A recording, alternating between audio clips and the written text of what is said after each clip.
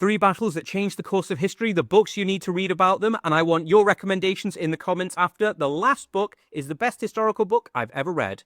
Constantinople by Roger Crowley. For 1,000 years, one sultan and emperor after another had dreamed of making Constantinople the jewel in the crown of their empire. But no matter how many armies besieged the city on the Bosporus, not one of them could succeed. That was until 1453, where Sultan Fateh Mehmed managed to finally conquer Constantinople for the Ottoman Empire. This is a story of bravery and brutality, of treachery and betrayal, and it is a fascinating story of the siege of Constantinople.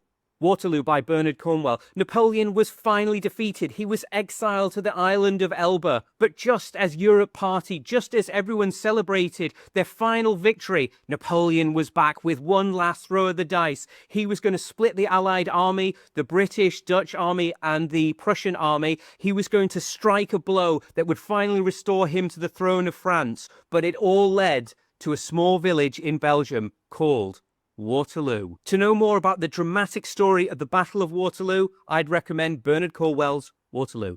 And the best non-fiction book I have ever read, this reads like an absolute thriller, is Antony Beevor's Stalingrad, the greatest and bloodiest battle in all of human history. The juggernaut of the German army rolls all the way through to the banks of the Volga, where it is finally stopped, surrounded, and crushed at the Battle of Stalingrad. Finally, the tide would begin to turn in the Second World War. What a price the Soviets would pay for the immense sacrifice of finally turning the Germans back. To pick up these fantastic books, comment book below or click the link on my bio to see our curated reading list. And I want to know some brilliant books about battles that changed the course of history from you. Leave it in the comments below. Follow Ancient to Recent for more book reviews and recommendations just like this.